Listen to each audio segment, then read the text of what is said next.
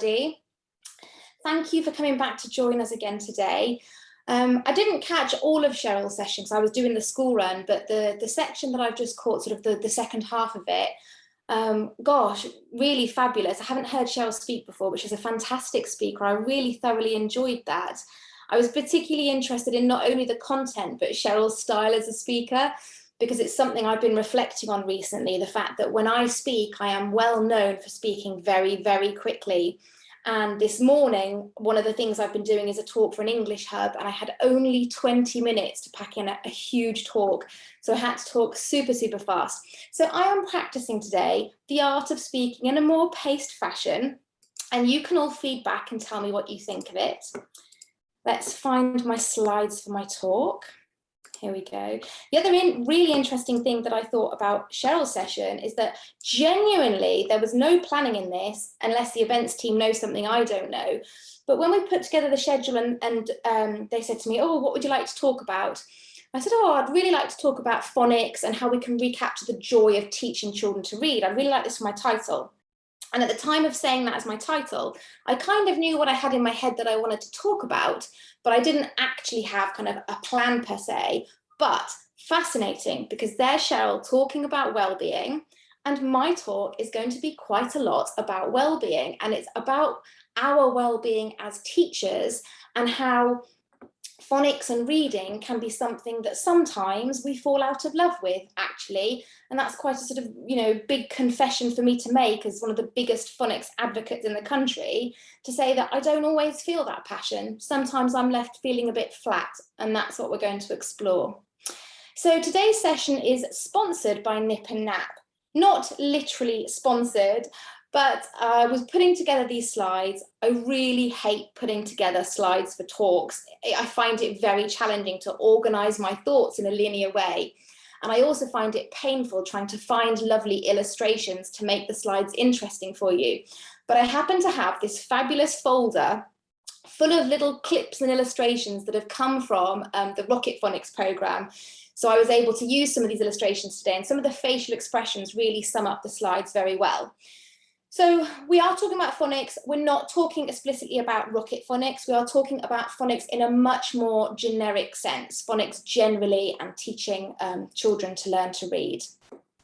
So as I said, sometimes I fall out of love with it. I fall out of love with phonics and with teaching children to read. So this is somewhat a personal talk, a bit of a reflection, with some honesty about those times that I've not felt excited about it. And if it's not something you can relate to, you might just find it really fly on the wall interesting, like when you watch a Channel 5 documentary about the way people live their lives. It might just be, pure nosy neighbour stuff. Or you might be able to relate, because I know that I felt like it, but I also know that there are lots of teachers that this happens to as well. When I work with schools and get to know people, they tend to come forward and admit that at one time or another, they have felt like this in their teaching careers. So I'm not going to put pressure on you to do this, but I wanted to build in a little bit of interactivity. So I've put here on the slide, have you ever fallen out of love with teaching phonics or reading? Can you let me know in the chat? So a quick yes, I agree, I felt that, or no, don't know what you're talking about, Abby, never felt like that before, would be lovely to get a sort of gauge of, do you know where I'm coming from with this? Do you resonate? Have you ever fallen out of love with teaching phonics or teaching children to read? Let me know in the chat, and while you are thinking about that and hopefully typing a little response, I will continue.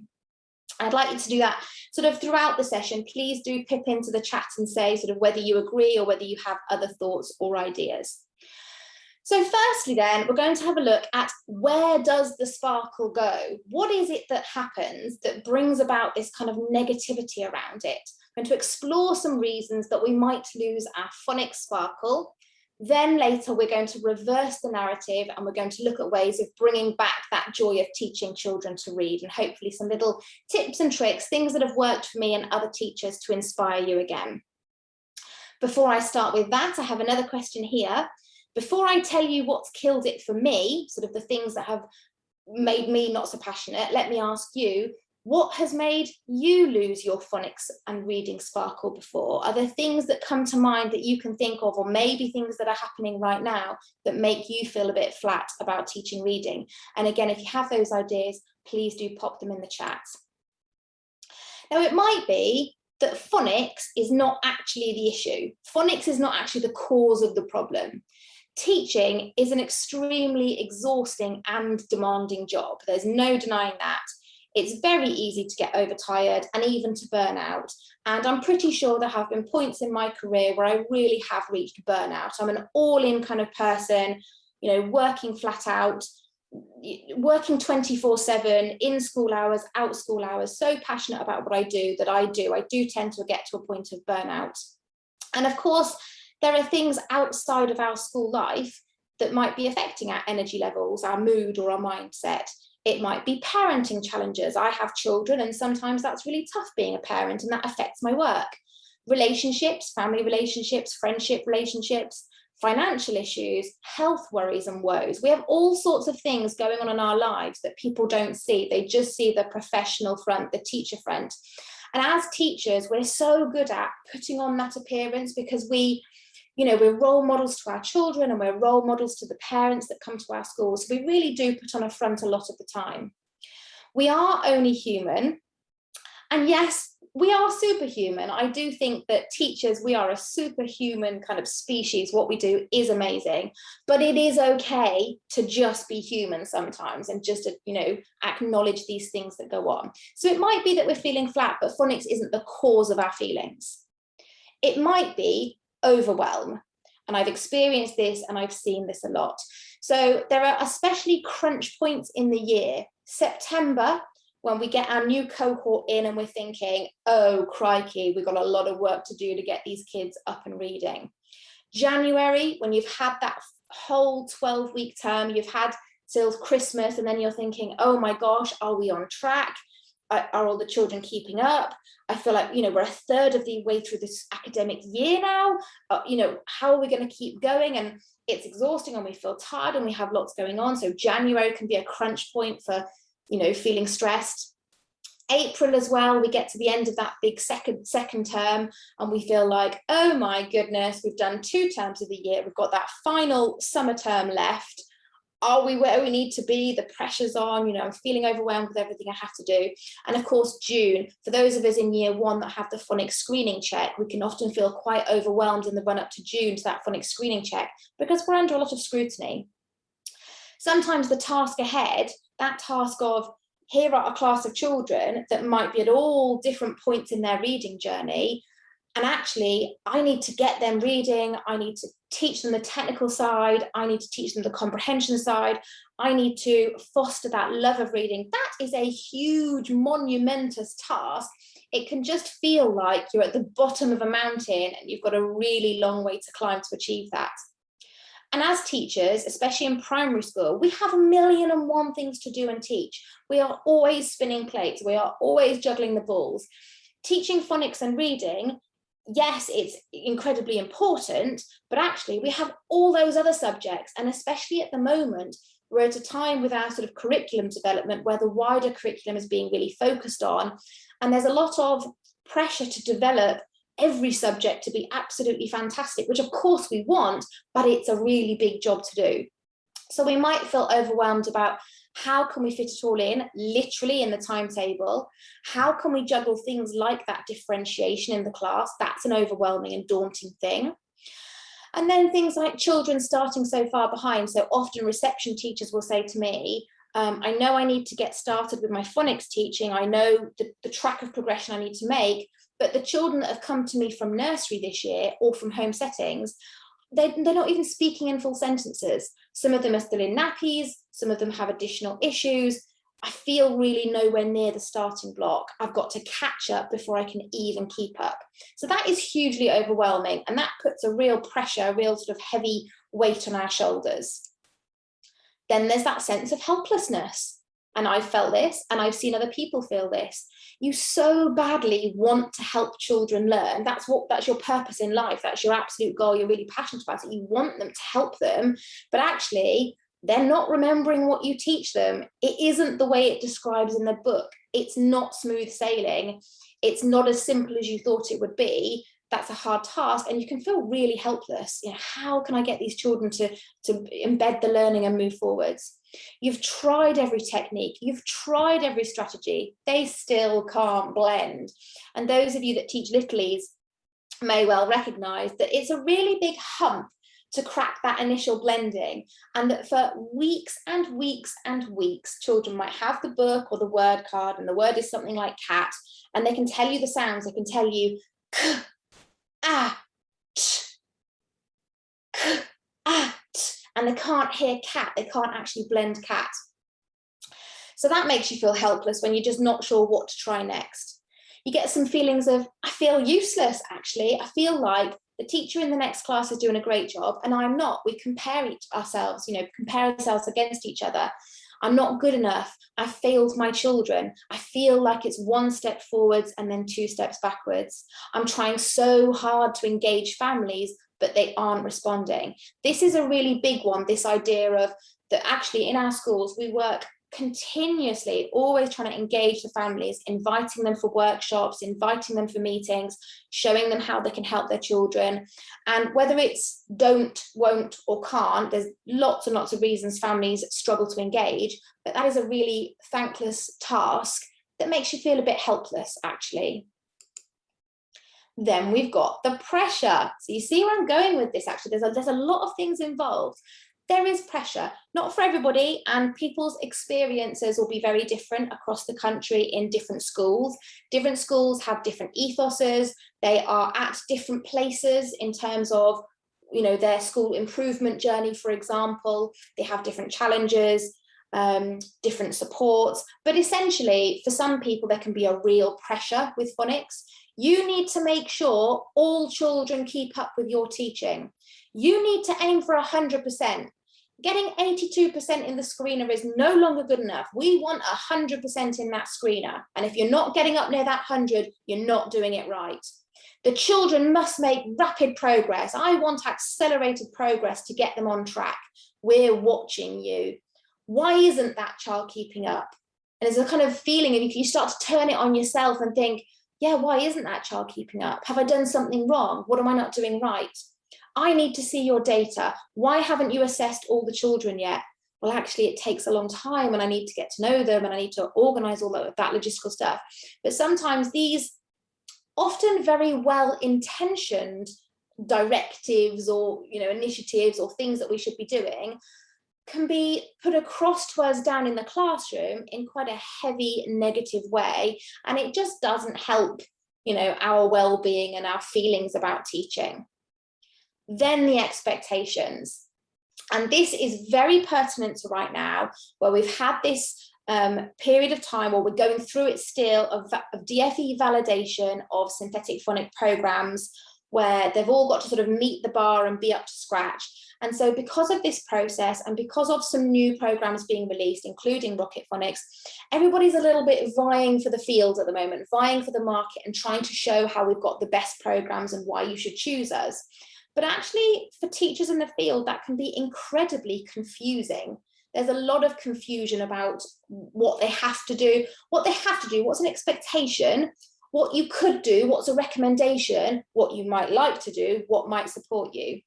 So, for example, you might feel, even if it hasn't been said to you like this, you might feel like the messages are, in this school, we use XYZ SSP, and you must show absolute fidelity to it. There's no room for maneuver. You have to get in that box and you have to stay there, irrelevant of what you think is right and wrong. It doesn't matter if it doesn't appeal to your style of teaching. Follow the program. It doesn't matter if you don't understand it. Follow the program. It doesn't matter if you don't feel it's right for your children. Follow the program.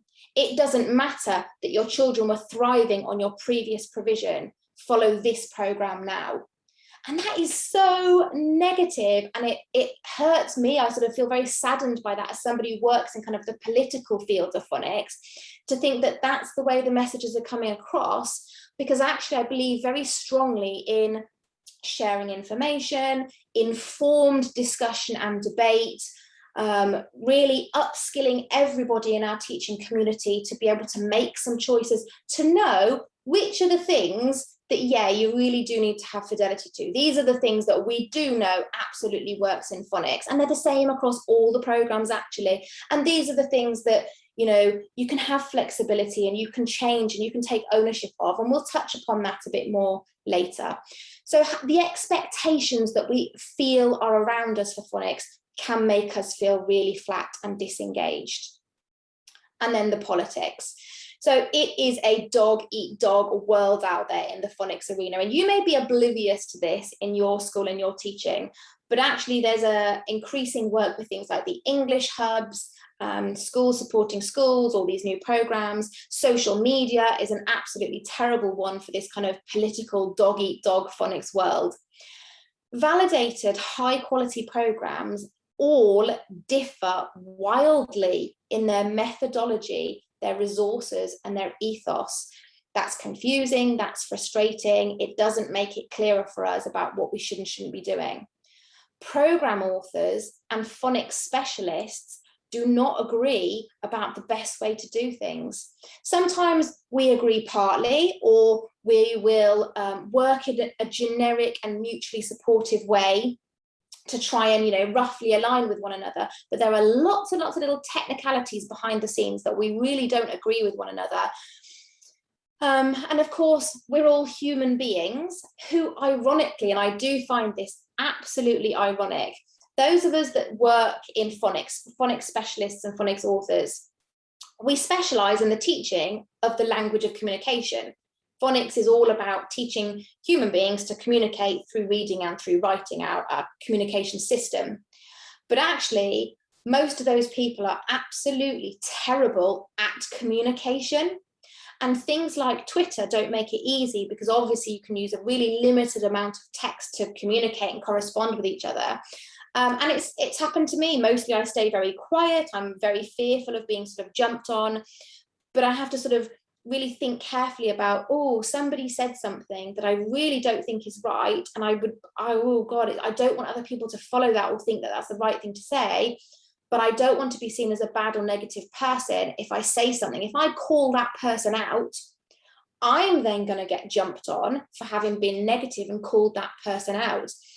So it's very difficult, this trying to guide people and educate people always in a very positive way, without having these communication difficulties, without allowing the education field, all of the teachers out there, to really be exposed to those uncomfortable bits. And it is quite uncomfortable.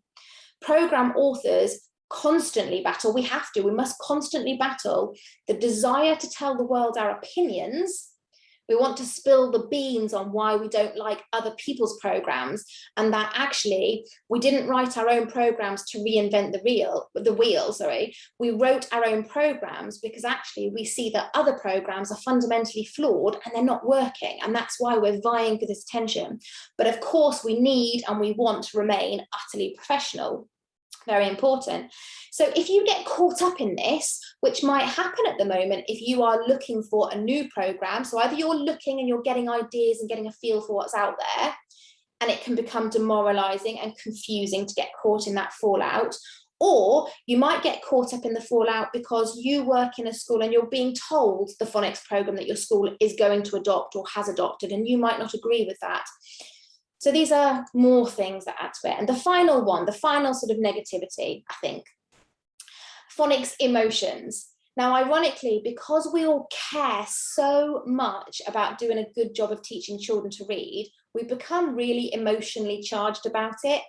We're, you know, desperately passionate. We know how important it is. We know how teaching children to read, the technical side with phonics, giving children the skills, the wider reading skills like the comprehension skills, giving children that reading for pleasure, nurturing that element. We know that those are things that will impact on their whole life. Their whole future is impacted by what we do in the classroom. And therefore it's a really high stakes thing. And we become very emotional. We feel very frustrated when we don't agree with what we see or are told. We can become literally depressed if we feel like phonics is a battle or it's become a chore, and we can become disengaged and demoralized if we don't feel supported. So if any of those things resonate with you, please do pop in the chat and let me know. Just say, yes, I hear you, Abby, I recognise some of those, or contribute and let me know which one it is that's affected you before. And while you're having a think about that, there's no pressure, you don't have to, but if you'd like to, you can contribute. That's I was inclusive. I gave them interactive activities. I gave them the opportunity to say something in the chat, because typically I'm terrible when I give a talk of, I just talk and I just bombard everybody with information. So enough of all that doom and gloom. We've explored some of the things that might make us detach from the joy of teaching reading. Now we're going to explore some ideas, some things that we can do to help us get our phonics sparkle back. Things that are not actually cheesy, they're very sensible, common sense things. They are things that I have done before myself, or that I've advised teachers, or I've seen teachers do before as well. So the first thing, and this is kind of like a real well-being thing, and this is very kind of, gosh, I'm getting vulnerable now, and I'm kind of, being very open with you guys, but this feeling will pass. So I'm not somebody who tends to, I wouldn't say that I suffer from depression. I'm generally a very happy, bubbly, positive person, but there are times in my life when I've felt very depressed. I've been depressed, there we go, I've said it. It's much more acceptable these days to sort of admit these things. There are times when I've been depressed. And I know that during those times of depression, although you can't snap out of it, I do know that that feeling passes. And so I sit with it and I acknowledge it and I be gentle on myself. And I know that there will come a day when I will wake up and go, I feel loads better now. I've got my va-va-voom back and I'm ready to go again. That happens. And that can happen with this situation as well. So you can try to make a conscious decision to change your mindset. So there is a little element of you saying to yourself, come on, buck your ideas up. I'm going to really get up today and I'm going to put that passion back in. I'm going to tell myself, stop feeling so low about this. It's important for my children that I put in my all, I put in my passion, and that I do enjoy it. I know that I'm capable of enjoying it. I've just lost my mojo. I'm going to make that decision. Today's a fresh start and I'm going to try my best. So you can make that decision, but also you do need to acknowledge it isn't that simple. It's not easy. You can't tell yourself to snap out of it, to buck your ideas up and get on. Feelings and hormones and emotions are far more complicated than that. So you can't decide not to be depressed, but what you can do instead is acknowledge that feeling and remember that the feeling will pass. And more often than not, it does, and it often passes a lot quicker than you think it's going to.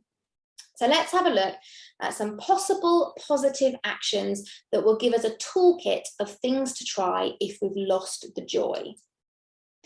Firstly, and this is really important, put it in perspective. This is my absolute go-to sort of talk that I have with myself whenever I'm feeling down. I put it in perspective. I think about how incredibly lucky I am, how privileged I am, in everything. I'm so privileged to be able to be a teacher. I am privileged to be able to have the honor of teaching children to read. That is an incredible gift that I have been given, that people put their children in my care and allow me to give them these important skills. It's amazing. So here are just a few little statistics to put things in perspective for us now. And these are lifted from the National Literacy Trust website. So these, it says at the bottom, these are the latest available statistics for adult literacy levels in England 2012, Scotland 2009, Wales 2010, and Northern Ireland 2012. Each nation has a different definition of basic literacy skills, so country comparisons are not exactly possible. But let's take England, for example. We're in the English context. 1 in 6 adults in England have very poor literacy skills. And on the National Literacy Trust website, it explains for you the definition of poor literacy skills in the English context. And that's talking about functional illiteracy. So what we're saying is that the 1 in 6, the adults with poor literacy skills, they might have functional literacy. They might be able to go out there and read a bus timetable, or just about interpret something very basic that they need to function. So they might be able to get through a recipe or read a letter that comes in the post, just about, but it's often very uncomfortable for them. It's not easy for them, it's not natural for them, but actually they don't have the literacy skills to access literacy on a higher level or a wider level. They would really struggle if they, for example, picked up a novel and it contains new words, challenging words, vocabulary out of their experience. They would find that near possible to access. So when you look at statistics like that, you think, wow, we're in the 21st century. How is it that in England, in our country, with an awful lot of opportunity and an awful lot of privilege and an awful lot of intelligence, academia, resources, pretty good systems really compared to a lot of places, how is it that in the 21st century, we still have these statistics, 7.1 million people who have poor literacy skills? And actually that simple sentence there, that really gives me a kick up the backside. And that really makes me go, oh, my job is really important. I want rid of that. Like, this gives me a life goal, a career goal. It gives me the bigger picture and really shows me how important it is. A few more little bits and bobs that have come from the National Literacy Trust website. Things like children who enjoy reading and writing are happier with their lives. I want to make children happier with their lives. Absolutely. If I can give them that skill, I do want to do that. 1 in 11 disadvantaged children in the UK say that they don't have a book of their own. Like, what, really? In England in the 21st century, and they don't have a book of their own? That's really heartbreaking. And then the impact it has throughout their life. Children born into communities with the most serious literacy challenges have some of the lowest life expectancies in England. How fascinating that it doesn't just affect their literacy, their ability to communicate or to access literacy things, but actually their life expectations. This has a really big life impact. So putting it into perspective for me is one of the ways that I just get myself back on track with thinking about the joy that I need to have in the teaching of reading. Another thing that I do sometimes is take a break, actually. And yes, in my line of work, I am steeped in it. My entire career is built around phonics and the teaching of reading and the teaching of writing. So I live it and I breathe it 24/7. So that might be more intensively than you, but actually remembering back to the days when I was a class teacher, I was exactly the same then. And I know that lots of the class teachers that I meet are exactly the same. We live it, we breathe it, we dream about it in our sleep. It's very intense. And sometimes taking a break is a really good idea. Now, obviously, I do not mean taking a break like bunking off school and having a couple of days down the Lake District. I mean taking a break. For example, at the weekend, you might go and do something different. I'm terrible for working all weekend. But actually, sometimes it's nice to go, nope, I'm turning my emails off. I'm not going to do any work. I'm going to go and do something. It might be something in school. So obviously you're going to still teach your phonics and still teach your reading, but actually embarking on a different project with the children can just shift your focus and get your mind off of the kind of feeling flat and just give a little bit of spark in a different area, which makes you feel better. And that then transfers into your teaching of reading. Time outside, of course, is, an absolutely fantastic way to ground yourself and get a bit of perspective and just feel better.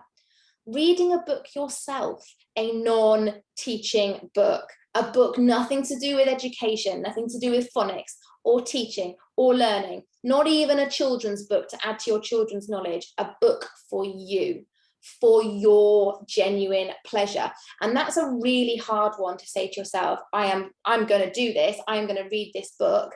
You have to make a really big commitment, a conscious decision to that. And as soon as you've picked it up, you know what happens. You're away with it. You can't put it down. You read it all weekend. You finish it off in those 2 nights and you feel better because you escaped to another place. Actually, even if it wasn't physical, mentally, you've been somewhere else. And then getting creative. I mentioned to you at the beginning of my talk that I really am not keen on putting slides together. And I use these nip and nap images to kind of brighten things up and illustrate it. And I like the facial expressions. But actually, when I started doing that and I started trying to marry up, what was the slide trying to say? What pictures did I have and what little facial expression, what could represent it? I found it a really creative task and it brought me a lot of joy. I really enjoyed using those pictures. Then knowledge is power. So actually, this is the opposite of taking a break. Sometimes if we're feeling a bit confused, a bit low, a bit flat, getting more knowledge, becoming more expert, finding out more about something can be the thing that then makes you feel better. Sometimes kind of it gives you clarity and it kind of gets away the fog around it. So actually, I would suggest you should learn more about the pedagogy behind the phonics program your school uses. Or if you're in a lead role, learn more about several programs. Have that under your belt, that you have a really good understanding of lots of the different programs. It will serve you very well in your career. Try to be really open-minded and understand and appreciate why the author might have made the decisions they did when writing that program.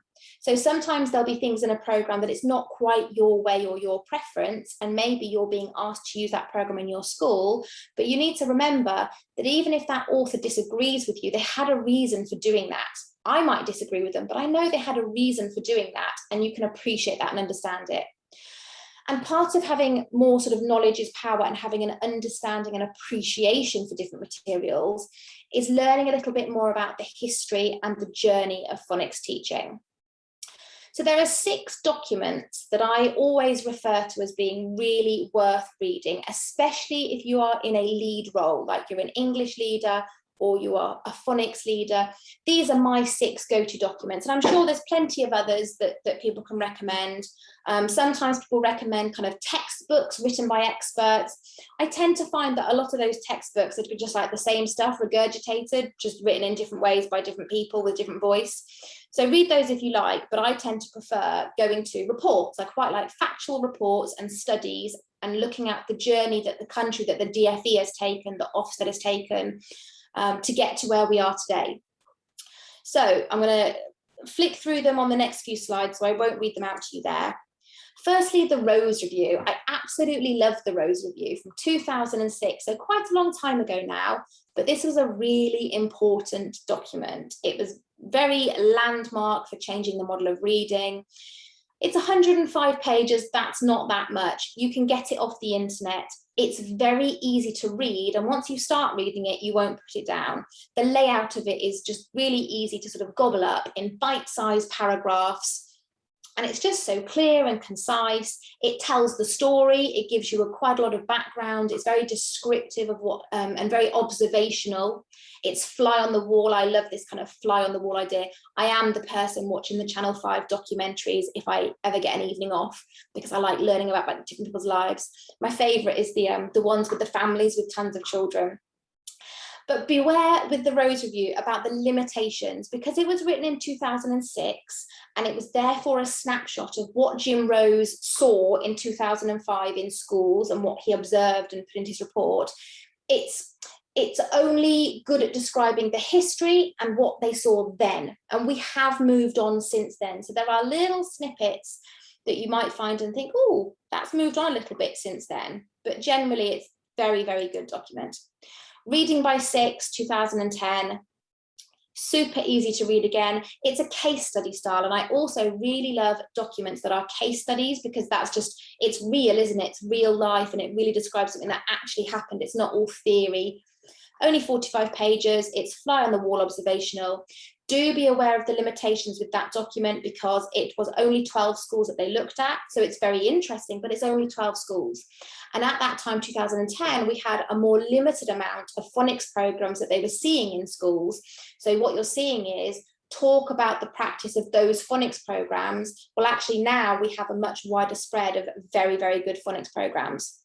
And in that report, in their case studies, they're really describing how the best schools do it. So what is good practice that is seen that we can all sort of have a look at and potentially emulate if it works for us. Ready to Read, 2014, short document, 28 pages, really easy to read, case study style again, fly on the wall again, has the same limitations. It was just 12 schools in one area. But what's really interesting about the Ready to Read document is that they looked at good practice and they looked at poor practice. And generally, most people try to always look to the good practice, because we want to be positive and we don't want to be negative, and that's not very nice. And so we always look at the good practice, but it's really, really useful as a practitioner to learn, well, what were the mistakes that were being made? What did they see that they didn't really think was good practice? So it's really fascinating. Bold Beginnings, 2017, 36 pages, easy to read, bite-sized paragraph style, focuses on the reception curriculum, and it focuses on the wider curriculum. You've got maths in there as well. So it's quite interesting to see it in a broader concept. It links with the previous documents. You will start to notice, if you read these documents as part of your professional development, you will notice threads that run throughout all 6. So you can see the journey that we've been on. And of course, this document is really important in the context of the early years debate. So just good for that kind of stuff. The other number 5 document that I like to refer to, I like to look at, is the Ofsted Inspection Handbook Part 3, which was 2019, but it gets updated all the time. Last update was 2021. So I'm not going to read through all of that, but I'm just showing you that it's a very small section, actually, just that little section that's really useful for you to know about. But here it is sort of summarized for us now. So what they're looking for, if you feel overwhelmed, if you feel under pressure and you feel like it's just all a bit much, actually, this is it with real clarity in a nutshell. They're looking for direct, focused teaching taught every day, reading from books with the sounds that they know, extra practice for the day for those who need it, children in year 3 and above reading age-appropriate books, and teachers instilling a love of literature. And when you look at that, you think, oh, that's it then. Yeah, that's totally achievable. How lovely. I don't now feel under pressure. I don't now feel under such scrutiny. That's absolutely achievable for me to do. And then, of course, I can't not mention the reading framework 2021. Section 3 is the section that's particularly relevant to my line of work with phonics for word reading and spelling. It's very concise and very thorough, and obviously totally up to date, but it's a little bit controversial at the moment. Some people are saying, oh, it goes into quite a lot of specifics and details, which might border overstepping the mark. It might border being about patronizing, but then maybe that's just really crystal clear. And actually, it's the way sometimes that you interpret the things said in these documents. If you interpret it in a positive mind frame, that it's kind of intended in the best way, rather than having an automatic negative assumption in the way something's worded, it has a different meaning. So that's a very important document to know about. Then we've got phonics fundamentals. So these are some things where, again, if you're feeling overwhelmed, you're feeling like it's all a bit much, you're feeling a bit flat, these are some things that I've sort of pulled out of lots of different programs. They are overarching fundamental principles which just make for good phonics teaching. So we're almost saying, put phonics programs to one side, don't worry about the phonics specific program, and think about these good guiding principles. So phonics overseen by a dedicated phonics leader. Phonics taught for a minimum of 30 minutes per day. All staff supported with regular professional development training. A clear pathway followed through the alphabetic code. Children not asked to read text by themselves that they can't yet read. The systematic synthetic phonics teaching principles taught explicitly. The teaching and learning cycle being followed. Children supported to keep up so they do not need to catch up. Phonics taught at letter sound, word, sentence, and text levels. One of the things that has happened historically with phonics, which for me has a little bit drained the love of it out of it, is that phonics has become so pure and so restricted that you teach the letter sounds and then you teach sort of blending with a bit of words, maybe segmenting with a bit of words. But actually there's a huge divide between the phonics lessons. So the teaching can be very good, the learning is very good, the enjoyment is good. And then there's this huge gap when children go over to English or wider curriculum subjects where they cannot apply their phonics. So actually one of the things that I recommend and I talk about and I promote is that when we teach phonics at that point, we teach a wider range of skills with clarity, so we're very specific, but we make sure that we teach, yes, at letter sound code level, at word level, at sentence level, and at text level. More good fundamentals, that core phonics provision is distinguished from enrichment activities. And this is one that can be really supportive for you. If in your school, perhaps you've taught phonics in a letters and sounds 2007 way, in a very creative play-based way with lots of lovely games and peg matching activities and card matching activities and really lovely creative resources. And now you're working in a school where you're being told, actually, we are going to do this program, XYZ program, and you must follow this really stringently. There is no longer room for all of your lovely activities. And you're thinking, oh, well, that's frustrating because I'm trying to be positive and I know it's validated, but actually it doesn't sit comfortably with me. My children aren't being as creative. I feel like they're not enjoying it as much. I'm not enjoying it as much. I'm losing the joy of teaching the reading. Actually, this is like a golden one for that. All you have to do is distinguish conceptually and sort of literally separate. Here is my core phonics provision. Here is my lesson that I follow using the program that we've been given, whatever that program is. I follow my lesson. I do what I'm told because it was validated and it works really well. And I need to accept that and accept that this is my school's choice. But outside of that core provision, you add all the fabulous enrichment that you want. You go for it with the most creative, the most lovely, get on Instagram and find all those great phonics ideas, and you do that and be empowered to do that, but it's kept distinguished. And that way, everybody's happy. We're sort of, meeting everybody's needs and we're feeling more positive and happy about our teaching. That links to number 11, teachers have clarity over what, why, and how they are teaching. So knowing the fundamentals, knowing the journey of phonics, having this deeper subject knowledge gives you this clarity and gives you this confidence and empowerment in sort of knowing what you're doing, why you're doing. And then teachers focusing on details such as accurate modelling and pencil hold. Those little details, irrelevant to the programme, are so, so important. And then if you've got those fundamentals, which are positive and are supportive and give you a kind of good overview, actually, there are things that you can still take a lot of ownership over. So it will be a school decision down to your school, but actually I think that you're perfectly entitled to have these discussions within your school. Things like, for example, whole class versus ability groups. You can look at what your program is suggesting, but you need to marry that up with what is going to work logistically for your school. If you're told to do it one way, but you literally can't do it that way, you're going to have to find a way around it. So it's ownership. You need to own that decision. Things like the amount of which you use mini whiteboards. I personally like mini whiteboards for when you're doing your teach and modelling, and we then move to paper-based with pencils for our practice. But mini whiteboards has been quite heavily criticised because people have over-relied on them. So have the subject knowledge around that discussion, but it will ultimately be up to you as to how much you use those. The pace and progression, you'll have a phonics program that will tell you the pace and progression, but you might need to tweak or to alter it for your circumstances. The word structures, the amount to which you practice things like, for example, phase 4, consonant clusters and blends, up to you. The planning, your program will give you planning, but you might want to tweak it or amend it or make it your own. Those enrichment activities, choosing what you do for those. Your timetabling, most schools have phonics first thing in the morning. Most schools have a reading lesson once a week or more, either immediately after phonics or a bit later on in the day. And then pseudo words, how much you use things like pseudo words in your teaching. You can take direction from your program, but ultimately it's up to you. You still own your teaching. So last few ideas before we finish.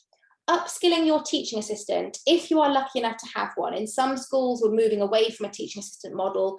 They're used in different ways. But if you have a teaching assistant, develop your team. That's your buddy, your right-hand woman or man, and really utilize their skills. Share the journey with them, the highs and the lows. It can really bring back that spark if you have somebody, an adult, that you can say, oh, did you see what Billy did? Oh, it's amazing. He did it. He remembered that the 2 letters are a digraph and he just says the sound once. Yay. And the lows. I'm feeling really flat today. I've just had a really rubbish staff meeting. I just feel really low. Talk about it with your team. You might even ask your teaching assistant to lead the main lesson or teach a different lesson, so you can spend some quality time reading with individual children or small groups. And it comes up my final slide, I'll sort of alert for my final slide, that ultimately the thing that brings back the magic if you're feeling low is to sit and read with children, either you to them or them to you. But that connection, that experience reading with children, that does it. That's the easy answer. Find support in your community. So do tell a colleague how you're feeling. Do explore things like team teaching together. That's a really supportive, feel-good factor, actually, that quickly get used to it. It's very enjoyable, and team teach together. Observe each other informally and talk. Talk about children, talk about phonics, talk about reading, share the highs and lows. A problem shared is a problem halved. And be honest with colleagues. So if you're feeling flat and you've lost your mojo, tell them, but don't be so honest with your children. You have to be quite careful with children because you are still that role model, and children are super intuitive. So if you're not feeling passionate, if you've lost your spark and your joy and you're delivering those cards, even if you're trying, it comes through. That kind of drippy comes across to the children. So we do need to put on a little bit of a front to our children, but turn to your adult support in your community. Be proactive. So you might just need a bit of getting organized. So for me, I'm feeling flat, I do a brain dump on a piece of paper, usually with a pen and a notebook. What needs to be done? What do I need? What do I need to do with reading? What do I need to do with my well-being? What are the barriers? What's stopping me? What's preventing me in my immediate job? What can I do about it? How can I be proactive? Make a plan. Do I need fundraising? So am I grumpy? Have I got the grumps because I do not have enough decodable readers? We haven't got any money for decodable readers. Well, how are we going to get some decodable readers? Let's have a fundraising plan. Let's be excited and proactive, get the money, get over the barrier, solve the problem, and bring back the joy. Do I need to have a meeting with SLT to discuss that? Do I need to get support from the Senko to help me troubleshoot with a child that is not doing as well or they're struggling? Do I need to embark on some self-study CPD to develop that deeper knowledge? Do I need to go job hunting? Because I'm going to be really brutally honest, sometimes if you've done all these things and you've lost your joy and you've lost your mojo, you just might not be in the right school for you. And schools are so different across the country. I can't even begin to tell you how different they all are. You will walk into another job in another school and you will find your people, your tribe, with a program that you want to use, and you will find your mojo again. But that's a serious, consideration that it might come to that. Also, trust your instincts. Ultimately, you need to remember you're a professional. You didn't get to this point by accident. You didn't stumble into the classroom and get given that job of teaching the children. You became a teacher for a reason, even if you think it was a different reason. Confession time, we're sharing a lot today. I actually went into teaching not because I wanted to be a teacher, not because I was even remotely passionate about phonics or the teaching of reading. I became a teacher because I finished my A-levels, I didn't know what to do, and I thought teaching was a fairly quick 3-year degree to get a decent job that I could do part-time if I had kids, and I could travel around the world or to different countries. It was purely practical. Obviously, when I became a teacher, I realized there's a thing called fate that takes you down a path on purpose, and I found my place. It was where I was meant to be in life. But trust your instincts, because no one knows your children better than you do. No Ofsted, no SLT, no program author, no advisor. You know your children. You are in control of your teaching. Your children need you. That bond between teacher and class is so special. It's irreplaceable. It really is special. And you do know how to book match.